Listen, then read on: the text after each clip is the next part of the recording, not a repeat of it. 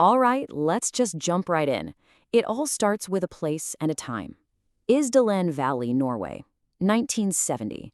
A woman's body is discovered, burned and hidden among some rocks. And from that one single point, a mystery starts to unravel that honestly tells us a lot more about ourselves than it ever does about her. The investigators get to the scene and they find nothing. No ID, no purse, no name, just a complete and total blank. There's absolutely no history to trace back. Her dental records don't match anyone. Her fingerprints aren't in any database. It's almost as if she just appeared out of thin air. And this is the part that is so unsettling. No country, no embassy, not a single family member ever comes forward to say, that's our person.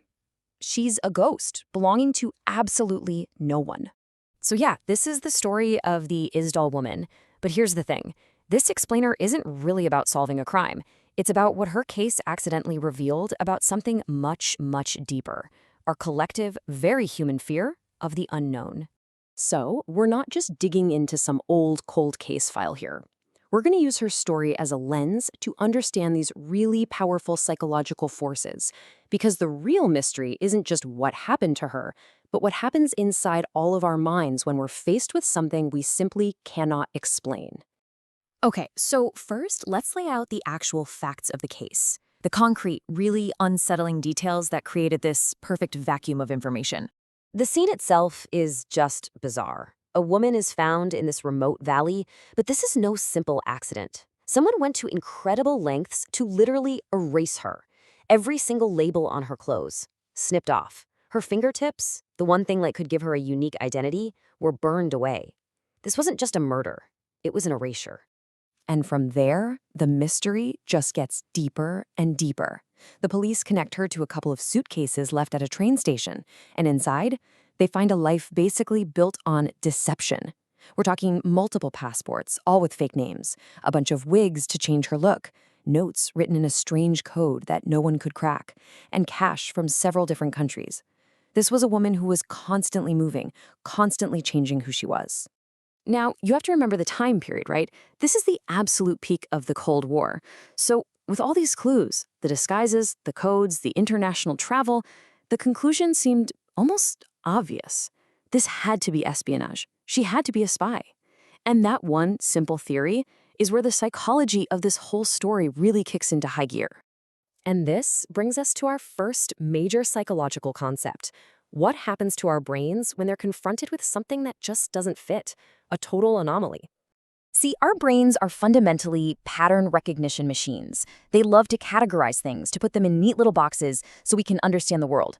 When something comes along that doesn't fit into any of our known boxes, it triggers something called a cognitive threat. It's this deep, primal anxiety. It's the brain's alarm bell screaming, "Warning! This does not compute!" And the Isdal woman was the ultimate cognitive threat. She wasn't a tourist, she wasn't a local, nobody had even reported her missing. No government on Earth claimed her as one of their citizens. She existed completely outside of every single normal category we use to define a person. She was a void.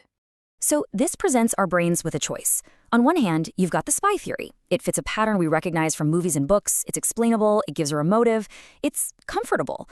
But the other option, the total, capital U, unknown, that is psychologically unbearable. It creates anxiety. So what do? We latch onto the story that makes us feel better. Spy is a much, much cozier box to put her in than complete and utter mystery. This leads us right to our next idea. How that one comfortable theory started to warp the entire investigation, all thanks to the power of social pressure. You might have heard of this before. It's called groupthink. It's what happens when people in a group, even a team of super smart investigators, start to care more about agreeing with each other than they do about finding the truth. The desire for harmony actually overrides critical thinking. And you can see its fingerprints all over the Isdal Woman case. Once that spy theory took hold, it became the only game in town. It was the only lens people used to look at the evidence. Other possibilities? Pushed aside. Clues that didn't fit the spy narrative, they were either downplayed or just ignored completely. So get this, as the investigators started to agree with each other more, the scope of their investigation actually shrank, right at the moment it should have been getting wider. But the psychological fallout here goes way beyond just the investigation. It actually affects our morality. It has to do with what happens to our sense of compassion when a person becomes a puzzle. This is a really tough, but I think a very honest truth about human nature. Our empathy is profoundly tied to identity. We feel for a person because we know their story, their family, their name.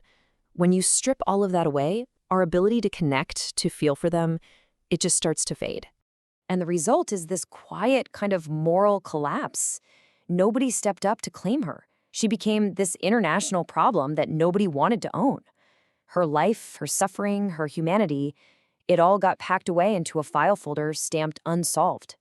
She stopped being a victim, and she became a piece of folklore, a mystery to be debated over, not a person to be mourned.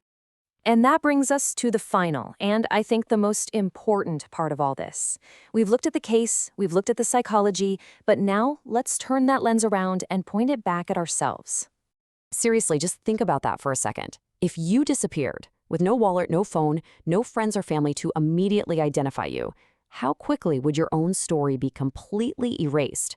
Or maybe worse, rewritten by strangers just trying to fit you into a convenient little box? At the end of the day, her story isn't some bizarre one-off from the 1970s. It's a perfect case study of our own psychological wiring. It proves that we are terrified of things that don't make sense. It shows that we will bend to the will of a group, and that we will even distort reality itself just to feel a little bit safer. And maybe most chilling of all, it shows just how fragile our empathy can be.